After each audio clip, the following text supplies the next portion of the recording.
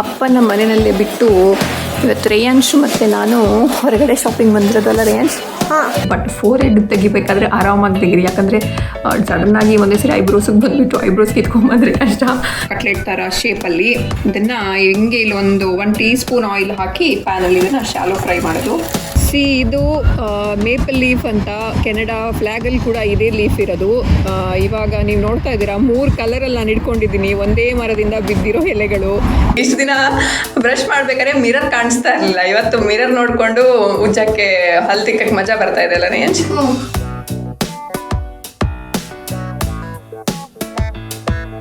Hello everyone, good morning. ನಾವು ಸದ್ಯಕ್ಕೆ ಹೊರಗಡೆ ಇದ್ದೀವಿ, ನಮ್ಮ ಅಪಾರ್ಟ್ಮೆಂಟ್ ಹತ್ರನೇ. ಒಂದು ರೌಂಡ್ ಹೊರಗಡೆ ಹೋಗಿ ಬರೋಣ ಅಂತ ನಾನು ಮತ್ತೆ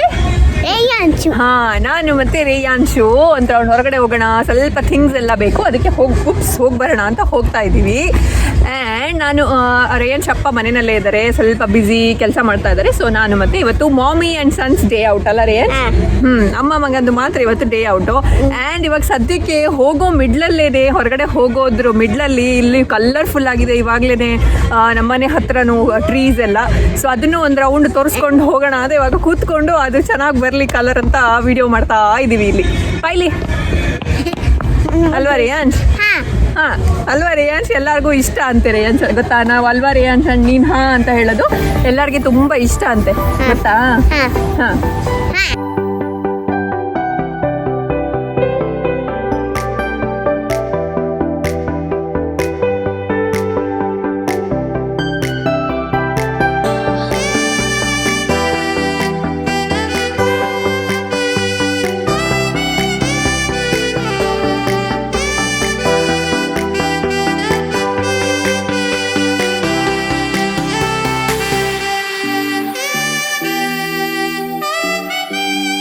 ಇದು ಮೇಪಲ್ ಲೀಫ್ ಅಂತ ಕೆನಡಾ ಫ್ಲ್ಯಾಗಲ್ಲಿ ಕೂಡ ಇದೇ ಲೀಫ್ ಇರೋದು.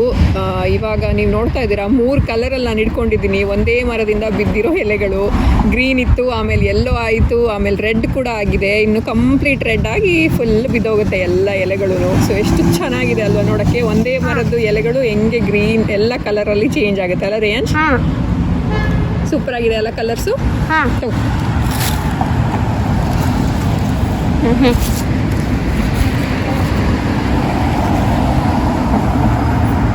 ಯಾವ ಲೀಫ್ ಅದು? ಏನು ಲೀಫ್ ಅದು? ಅದೇ ಅದಕ್ಕೆ ಏನು ಹೆಸರು? Maple leaf. ಮೇಪಲ್ ಟ್ರೀ ಅಲ್ಲಿರೋದು maple leaf. Yes, that one. Green, red and yellow, correct. So ನೀವು ತುಂಬ ಜನ ಇಲ್ಲಿನ ಕೊರೋನಾ ಕೇಸಸ್ ಹೆಂಗಿದೆ ಏನು ಅಂತ ಕೇಳ್ತಾ ಇದ್ರಿ. ಇನ್ಫ್ಯಾಕ್ಟ್ ಇಲ್ಲಿ ಏನಂದರೆ ತುಂಬ ಕಮ್ಮಿ ಆಗಿತ್ತು, ದಿನಕ್ಕೆ 100 ಬರ್ತಾ ಇತ್ತು ಹೋಲ್ ಒಂಟಾರಿಯೋದಲ್ಲಿ ಕೇಸು. ಇವಾಗ ಮತ್ತೆ 500, 600, ನೆನ್ನೆ ಎಲ್ಲ ಅಂತೂ 700 ತನಕ ಹೋಗಿತ್ತಂತೆ. ರೇಂಜ್ ಬಾಯ್ಲಿ 700 ತನಕ ಹೋಗಿತ್ತು. ಸೊ ಹಾಗಾಗಿ ಇವಾಗ ನಮಗೆ ಇವನಿಗೆ ಸ್ಕೂಲು ಸ್ಟಾರ್ಟ್ ಆಗಿಲ್ಲ ಅಲ್ಲ ರೇಂಜ್? ಅವನಿಗೆ ಇನ್ನೂ ಸ್ಕೂಲು ಸ್ಟಾರ್ಟ್ ಆಗಿಲ್ಲ. ಇನ್ಫ್ಯಾಕ್ಟ್ ಸ್ಟಾರ್ಟ್ ಆಗಿದೆ, ಬಟ್ ಅವನಿಗೆ ಟೀಚರ್ ರಿಸೈನ್ ಆಗಿಲ್ಲ, ಕ್ಲಾಸ್ ರೂಮ್ ಸೆಟಪ್ ಆಗಿಲ್ಲ. ಸೊ ಹಾಗಾಗಿ ಫುಲ್ ಫ್ರೀ ಆಗಿದೆ ಇವಾಗ. ಸುಮ್ಮನೆ ಇನ್ನೊಂದು ಲೈವ್ ಸೆಷನ್ಸ್ ಏನೇನೋ ಇಟ್ಟಿರ್ತಾರೆ ಬೆಳಗ್ಗೆ 9 ಗಂಟೆಗೆ, ಅದನ್ನು ನೋಡಿಕೊಂಡು ಇರಬೇಕು ಅಷ್ಟೇ. ಇನ್ನು ಅವನಿಗೆ ಅಂತ ಟೀಚರ್ ಅವನಿಗೆ ಅಂತ ಒಂದು ಕ್ಲಾಸ್ ರೂಮ್ ಆಗಿಲ್ಲ. ಸೊ ಹಾಗಾಗಿ ಇವಾಗ ನನ್ನ ಜೊತೆ ಸುತ್ತಾ ಇದ್ದಾನೆ ಇಲ್ಲಿ. ಸ್ಟಾರ್ಟ್ ಆದರೆ ಆಮೇಲೆ 3 hours ಕಂಟಿನ್ಯೂಸ್ ಕೂತಿರ್ಬೇಕು ಲ್ಯಾಪ್ಟಾಪ್ ಮುಂದೆ ಅಲ್ಲ ರೇಂಜ್?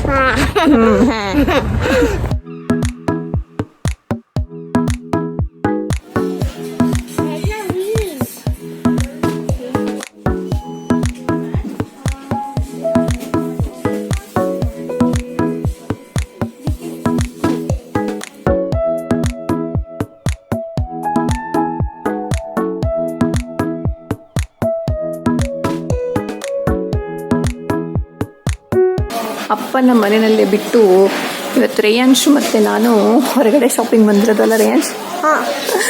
ಸುಮ್ಮನೆ ಒಂದು ಚೇಂಜ್ಗೆ ಮನೆಯಲ್ಲೇ ಕೂತು ಬೋರ್ ಆಗ್ತಾಯಿತ್ತು ಅವನಿಗೂ. ಇನ್ನೂ ಸ್ಕೂಲ್ ಕರೆಕ್ಟಾಗಿ ಸ್ಟಾರ್ಟ್ ಆಗಿಲ್ಲ, ಟೀಚರ್ ರಿಸೈನ್ ಆಗಿಲ್ಲ. ಸೊ ಅದಕ್ಕೋಸ್ಕರ ಒಂದು ರೌಂಡ್ ಬಂದಿದ್ದೀವಿ ಅಲ್ಲ ರೇಯಾನ್ಶ್? ಶಾಪರ್ಸ್ ಡ್ರಗ್ ಮಾರ್ಟ್ ಅಂತ ಒಂದು, ಅದು ಎಲ್ಲ ಕಾಸ್ಮೆಟಿಕ್ ಎಲ್ಲ ಡ್ರಗ್ ಸ್ಟೋರ್, ಅದು ಎಲ್ಲ ಫಾರ್ಮಸಿಯಿಂದ ಹಿಡಿದು ಬೇರೆ ಎಲ್ಲ ಕಾಸ್ಮೆಟಿಕ್ಸ್, ನಮಗೆ ಮೇಕಪ್ ಐಟಮ್ಸ್ ಬೇರೆ ಎಲ್ಲನೂ ಸಿಗುತ್ತೆ ಅಲ್ಲಿ. ಅಲ್ಲೊಂದು ರೌಂಡ್ ಹೋಗಿ ಇವಾಗ ಇಲ್ಲಿ ಹೋಮ್ ಸೆಂಟರ್ ಅಂತ ಒಂದು ಶಾಪ್ ಇದು, ಇಲ್ಲಿ ಒಂದು ಸ್ವಲ್ಪ ಬೇಕಾಗಿರೋದೆಲ್ಲ ತೊಗೊತಾ ಇದ್ದೀವಿ ಸದ್ಯಕ್ಕೆ. ಆ್ಯಂಡ್ ರೇಯಾನ್ಶ್ಗೆ ಇಲ್ಲಿ ಟ್ರಾಲಿಯಲ್ಲಿ ಕುತ್ಕೊಂಡು ಮಜಾ ಬರ್ತಾ ಇದೆ ಅಲ್ಲ ರೇಯಾನ್ಶ್? ಇಲ್ಲಿ ನಿಂತ್ಕೊಂಡು ಮಜಾ ಬರ್ತಾ ಇದೆ ಅವನಿಗೆ. ಏನಕ್ಕೆ ರೇಂಜ್ ನಿನಗೆ ಚೇರ್ ಅದು? ಹಲ್ಲುಜ್ಜಕ್ಕೆ ಚೇರ್ ಅಲ್ಲ, ಹಲ್ಲುಜ್ಜಕ್ಕೆ ನಿನಗೆ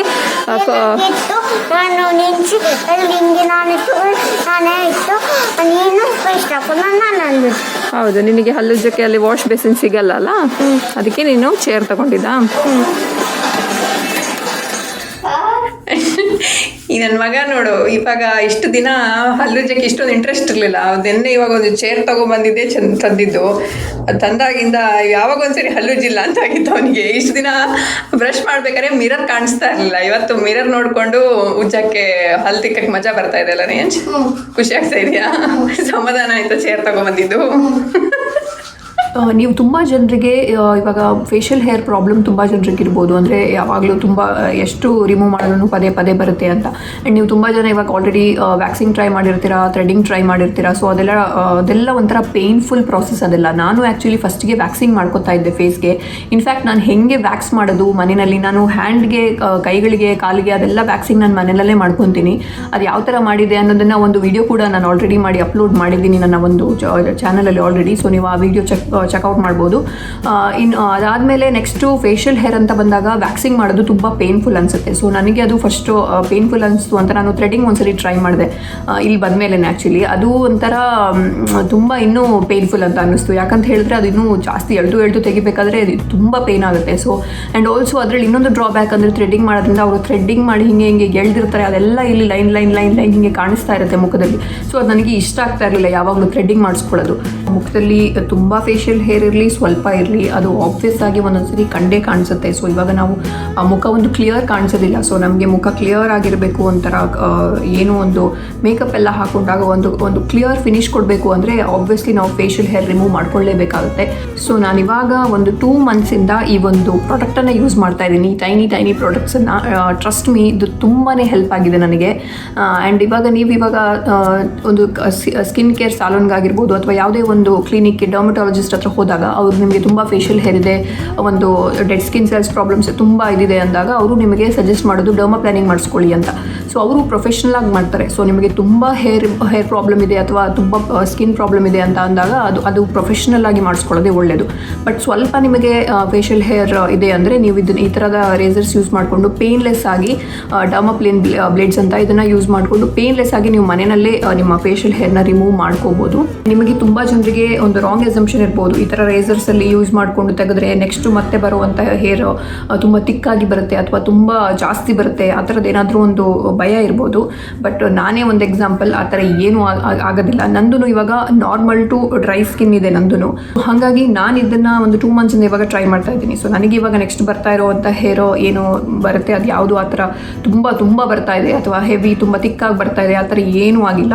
ಸೊ ಈ ಪ್ರಾಡಕ್ಟನ್ನು ನಾನು ಯಾವ ಥರ ಯೂಸ್ ಮಾಡ್ತೀನಿ ಫೇಶಿಯಲ್ ಹೇರ್ ರಿಮೂವ್ ಮಾಡ್ಕೊಳ್ಳೋಕ್ಕೆ ಅನ್ನೋದನ್ನು ನಿಮ್ಮ ಹತ್ರನೂ ನಾನು ಶೇರ್ ಮಾಡ್ಕೊತೀನಿ. ಬಟ್ ಒಂದೇನಂದರೆ ನಿಮ್ಮದು ನಿಮ್ಮ ಫೇಸ್ ಏನಿದೆ ತುಂಬ ಒಂದು ಆ್ಯಕ್ನೆ ಪ್ರೋನ್ ಸ್ಕಿನ್ ಇದ್ದರೆ ನಿಮಗೆ ತುಂಬ ಆ್ಯಕ್ನೆ ಬರುತ್ತೆ, ತುಂಬ ಪಿಂಪಲ್ ಬರುತ್ತೆ, ರ್ಯಾಷಸ್ ಅಥವಾ ಇನ್ಫ್ಲಮೇಷನ್ ಎಲ್ಲ ತುಂಬ ಇದೆ ನಿಮ್ಮ ಮುಖದಲ್ಲಿ, ಅದು ತುಂಬ ಸೆನ್ಸಿಟಿವ್ ಸ್ಕಿನ್ ಅಂದರೆ ದಯವಿಟ್ಟು ನೀವು ಇದನ್ನು ಯೂಸ್ ಮಾಡ್ಕೊಂಡು ಶೇವ್ ಮಾಡ್ಕೊಳ್ಳೋಕ್ಕೆ ಹೋಗಬೇಡಿ. ನಾನಿಲ್ಲಿ ಯೂಸ್ ಮಾಡ್ತಾ ಇರೋವಂಥ ರೇಸರ್ ಬಂದುಬಿಟ್ಟು ಇದು ಫ್ಲಾಲೆಸ್ ಅನ್ನೋ ಅಂಥ ಒಂದು ಬ್ರ್ಯಾಂಡು, ಫ್ಲಾಲೆಸ್ ಡರ್ಮಾ ಪ್ಲಾನ್ ಅಂತ. ಇದರಲ್ಲಿ 2 ಬ್ಲೇಡ್ ಇದೆ. ಅಂದರೆ ಒಂದು ಬಿಗ್ ಇದೆ, ಅಂದರೆ 2 ಯಾವ ಏರಿಯಾಗೆ ಯೂಸ್ ಮಾಡ್ತಾ ಇದ್ರೆ ಅದ್ರ ಮೇಲೆ ಡಿಪೆಂಡ್ ಆಗಿ 2 ಸೈಜ್ ಇದ್ದು ಬ್ಲೇಡ್ ಇದೆ ಇದರಲ್ಲಿ. ಇದು ಬಂದುಬಿಟ್ಟು ನಾನು ಸ್ಟೋರ್ ಹೋಗ್ಬಿಟ್ಟೆ ತೊಗೊಂಡಿರೋದ್ರಿಂದ ಇದ್ರದ್ದು ಲಿಂಕ್ ಇಲ್ಲ ನನ್ನ ಹತ್ರ ಡಿಸ್ಕ್ರಿಪ್ಷನಲ್ಲಿ ಹಾಕೋಕ್ಕೆ.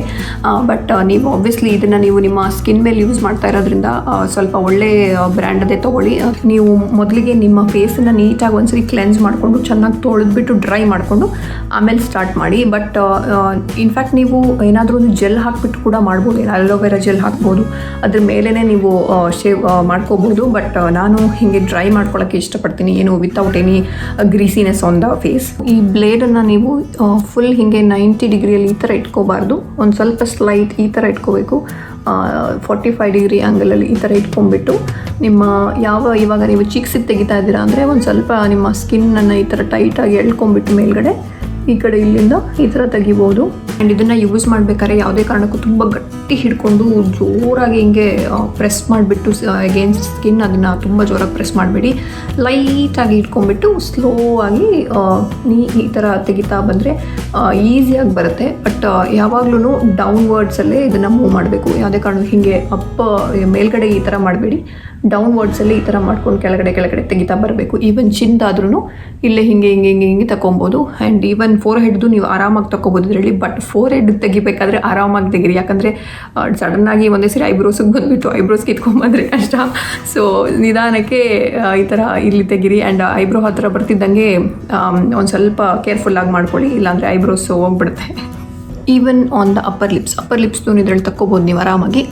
ಈ ಥರ ನೀವು ಹೇಗೆ ಅಪ್ಪರ್ ಲಿಪ್ಸ್ ಮಾಡಬೇಕಾದ್ರೆ ಒಂದು ಸ್ವಲ್ಪ ಟೈಟಾಗಿ ಇಟ್ಕೊಂಡ್ಬಿಟ್ಟು ಸ್ಕಿನ್ನನ್ನು ಹಿಂಗೆ ಇದನ್ನು ಡೌನ್ವರ್ಡ್ ಇಟ್ಕೊಂಡು 45 ಡಿಗ್ರಿಯಲ್ಲಿ ಇಟ್ಕೊಂಡು ಡೌನ್ವರ್ಡಲ್ಲಿ ಒಂದು ಸ್ವಲ್ಪ ನಿಧಾನಕ್ಕೆ ತೆಕ್ಕೊಳ್ತಾ ಬಂದರೆ ಆರಾಮಾಗಿ ಬರುತ್ತೆ.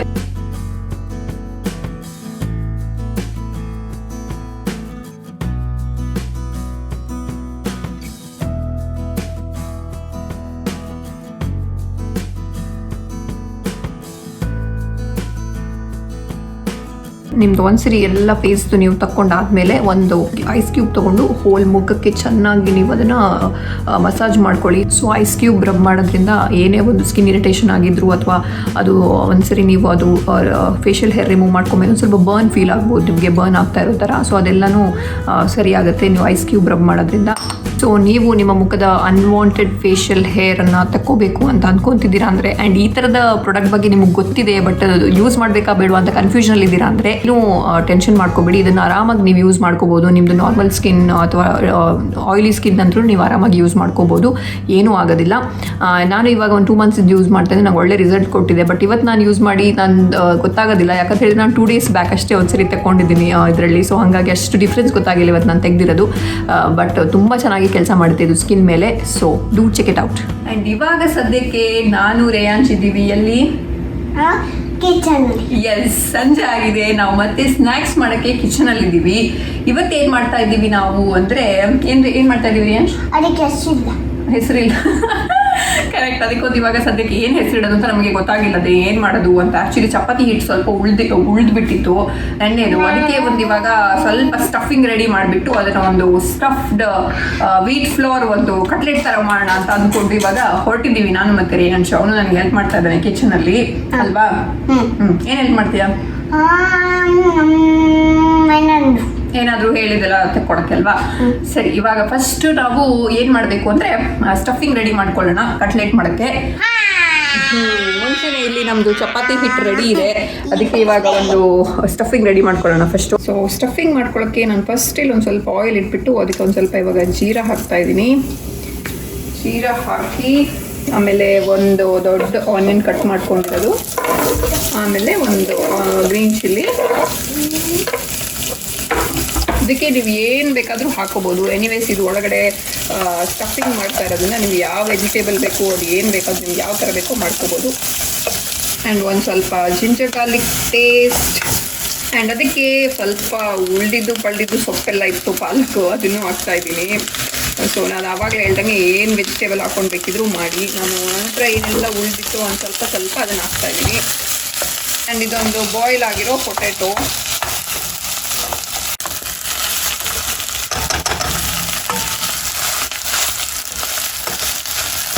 ನೆಕ್ಸ್ಟು ಒಂದು ಸ್ವಲ್ಪ ರುಚಿಗೆ ತಕ್ಕಷ್ಟು ಉಪ್ಪು, ಆಮೇಲೆ ಅದಾಯಿತು ಅವಾಗಲೇ. ಆಮೇಲೆ ಒಂದು ಸ್ವಲ್ಪ ಅರಿಶಿನ ಪೌಡರ್, ಮಸಾಲ ಐಟಮ್ಸ್ ಎಲ್ಲ ಹಾಕೋದು. ಒಂದು ಸ್ವಲ್ಪ ಇದು ಕೊತ್ತಂಬರಿ ಮತ್ತು ಜೀರಿಗೆ ಪೌಡರ್, ಒಂದು ಎಷ್ಟೆಷ್ಟು ಬೇಕೋ ಅಷ್ಟೇ. ಆಮೇಲೆ ಒಂದು ಸ್ವಲ್ಪ ಏನ್ರೆ ರೆಡ್ ಚಿಲ್ಲಿ ಪೌಡರ್, ಇದು ಖಾರಕ್ಕೆ ಎಷ್ಟು ಬೇಕೋ ಅಷ್ಟು. ಆಮೇಲೆ ಒಂದು ಸ್ವಲ್ಪ ಗರಂ ಮಸಾಲ ಎಲ್ಲ ಒಂದು ಅಂದಾಜು ಅದಕ್ಕೆ ಹಾಕ್ಕೊಂಡು ಮಿಕ್ಸ್ ಮಾಡಿ. ಇದನ್ನು ಒಂದು ಬೌಲಲ್ಲಿ ಹಾಕಿಬಿಟ್ಟು ತಣ್ಣಗಾಗಕ್ಕೆ ಬಿಡೋಣ. ಇದನ್ನು ಆಮೇಲೆ ಚಪಾತಿ ಹಿಟ್ಟೊಳಗಡೆ ಸ್ಟಫ್ ಮಾಡಿಬಿಟ್ಟು ಶಾಲೋ ಫ್ರೈ ಮಾಡೋದು ತವಾಲಿ. ಅಲ್ಲಿ ಕಟ್ಲೆಟ್ ರೆಡಿ ಆಗುತ್ತೆ. ಇದು ನಾನು ಬೆಳಗ್ಗೆ ಕಲಸಿಟ್ಟಿರುವಂಥ ಚಪಾತಿ ಹಿಟ್ಟಿದು.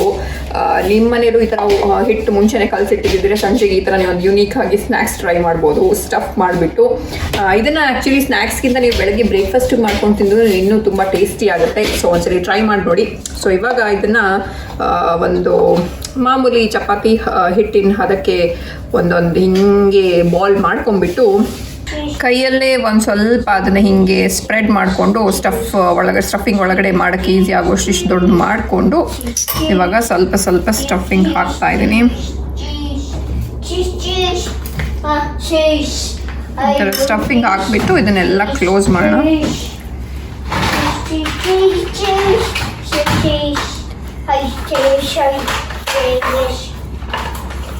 ಹೀಗೆ ಕ್ಲೋಸ್ ಮಾಡಿ ಒಂದು ಸ್ವಲ್ಪ ಈ ಥರ ಪ್ರೆಸ್ ಮಾಡಿದ್ದೀನಿ. ಈ ಥರ ಒಂದು ಕಟ್ಲೆಟ್ ಸೈಜ್ಗೆ ಈ ಥರ ಮಾಡ್ಕೊಳ್ಳಿ. ಸೊ ಈ ಥರ ಮಾಡಿ ಇಟ್ಕೊಂಡ್ಬಿಟ್ಟಿದ್ದೀನಿ ಕಟ್ಲೆಟ್ ಥರ ಶೇಪಲ್ಲಿ. ಇದನ್ನು ಹೆಂಗೆ ಇಲ್ಲಿ ಒಂದು 1 ಟೀ ಸ್ಪೂನ್ ಆಯಿಲ್ ಹಾಕಿ ಪ್ಯಾನಲ್ಲಿ ಇದನ್ನು ಶಾಲೋ ಫ್ರೈ ಮಾಡೋದು. ಇದು ಜಾಸ್ತಿ ಎಣ್ಣೆ ಯೂಸ್ ಮಾಡ್ಕೊಳ್ಳಲ್ಲ. ಸೊ ಈ ಥರ ಎರಡೂ ಕಡೆ ಅದನ್ನು ಬೇಯಿಸ್ಕೊಂಡ್ರೆ ಆಯಿತು. ಸೊ ಅಲ್ಲಿಗೆ ನಮ್ಮ wheat flour cutlet, stuffed wheat flour cutlet ready ಆಗುತ್ತೆ. ಆ್ಯಂಡ್ ನಾನು ಹಾಕಿರೋ ಅಷ್ಟು ಆಯಿಲು ಅಲ್ಲೇ ಇದೆ, ಜಾಸ್ತಿ ಅದು ಅಬ್ಸಾರ್ಬ್ ಆಗಿಲ್ಲ. ನೀವು ನೋಡ್ಬೋದು, ನಾನು 1 ಟೀ ಸ್ಪೂನ್ ಅಷ್ಟೇ ಆಯಿಲ್ ಹಾಕಿದ್ದು, ಅದು ಅದರಲ್ಲೇ ಇದೆ.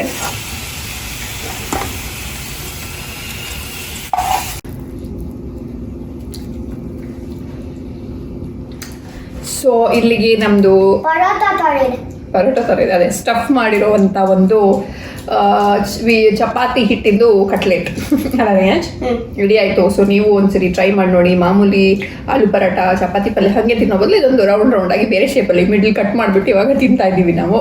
ಚೆನ್ನಾಗಿದೆಯಾ ರೇಯಾನ್? ಟೇಸ್ಟ್ ಇದೆಯಾ? ಮತ್ತೆ ಎಲ್ಲರಿಗೂ ಹೇಳು, ನೀವು ಟ್ರೈ ಮಾಡಿ ನೋಡಿ. ಇದು ನಮ್ಮದೇ ಏನು ರೆಸಿಪಿ ಅಲ್ಲ, ನಾವು ಎಲ್ಲಿಂದನೋ ಕಲ್ತ್ಕೊಂಡಿರೋದು. ಅದನ್ನು ನಿಮ್ಮ ಜೊತೆ ಶೇರ್ ಮಾಡೋಣ ಅಂತ ಅನಿಸ್ತು, ಹಾಗೆ ಶೇರ್ ಮಾಡಿದ್ವಿ. ಸೊ ನಿಮ್ಗೆ ಇಷ್ಟ ಆದರೆ ನೀವು ಮನೆಯಲ್ಲಿ ಟ್ರೈ ಮಾಡ್ಕೊಂಡು ನೋಡಿ. ಸೊ ಈ ವಿಡಿಯೋನ ನಾವು ಇಲ್ಲಿಗೆ ಎಂಡ್ ಮಾಡೋಣ.